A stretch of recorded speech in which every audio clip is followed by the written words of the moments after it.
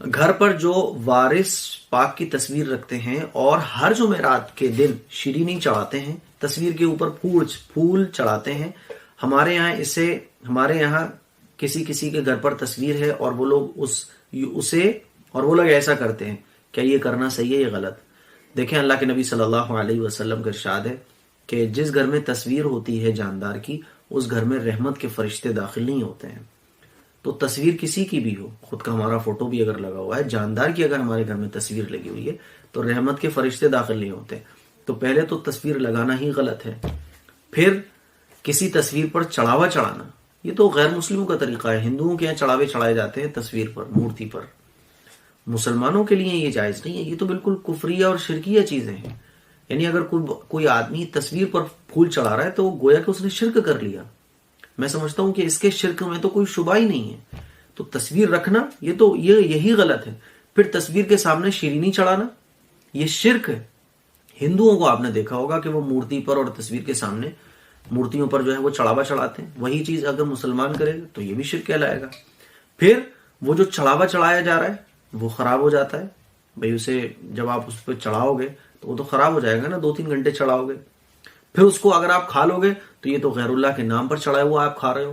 تو یہ بہت ساری کفر اور شرک جیسی برائیوں کا مجموعہ ہے۔ ایسا نہیں کرنا چاہیے، اور مسلمانوں کے گھر تو یہ ہونا بھی نہیں چاہیے۔ بھئی یہ وارث پاک ہیں اور جتنے بھی بزرگان دین ہیں، یہ اللہ اور اللہ کے رسول کے طریقے کو فالو کرتے تھے، اور ان کی ساری زندگی اللہ اور اللہ کے رسول کے طریقوں کو لوگوں کے درمیان بتاتے ہوئے گزر گئی۔ یہ اللہ والے کہلاتے ہیں، اور اللہ والوں کا مطلب کیا ہوتا ہے؟ اللہ کو ماننے والے، اللہ کو فالو کرنے والے۔ ان کی ساری زندگی سنتوں کے مطابق گزری ہے، اس لیے ان کے فالوورز کو بھی چاہیے کہ وہ اپنی بزرگوں کی زندگی کو پڑھیں، اور بزرگ جو کام کرتے تھے وہی کام کرنے کی کوشش کریں۔ بزرگوں نے کبھی نماز نہیں چھوڑی، روزہ نہیں چھوڑا، دعائیں نہیں چھوڑی، تہجد نہیں چھوڑی، اور ان کے مریدین کیا کر رہے ہیں؟ فوٹو لگا کے ان بزرگوں کے فوٹو پہ چڑھاوا چڑھا رہے ہیں، جو کہ کفر ہے اور شرک ہے کھلا ہوا۔ نہیں کرنا چاہیے، حرام ہے، ناجائز ہے۔ نمبر 2، اگر کسی نے یہ منت مانگی کہ اگر میری اولاد ہو جائے گی تو ہم وارث پاک کو یعنی ان کی تصویر کو گھر لے کر آئیں گے۔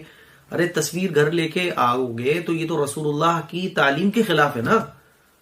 تو ہم نے منت مانگی، کوئی ایسی منت مانگ لی جس کو کرنے سے حضور کا حکم ٹوٹتا ہے، تو ایسی منت کو فالو نہیں کیا جائے گا۔ ہمارے لیے نبی کا حکم سب سے پہلے ہے۔ نبی کے حکم سے بڑھ کر کسی کا حکم نہیں ہے، نہ ماں باپ کا ہے، نہ ٹیچر کا ہے، نہ کسی کا بھی نہیں ہے۔ اللہ اور اللہ کے رسول کا حکم سب سے پہلے۔ اللہ اور اللہ کے رسول کے حکم سے آگے کچھ بھی نہیں ہے۔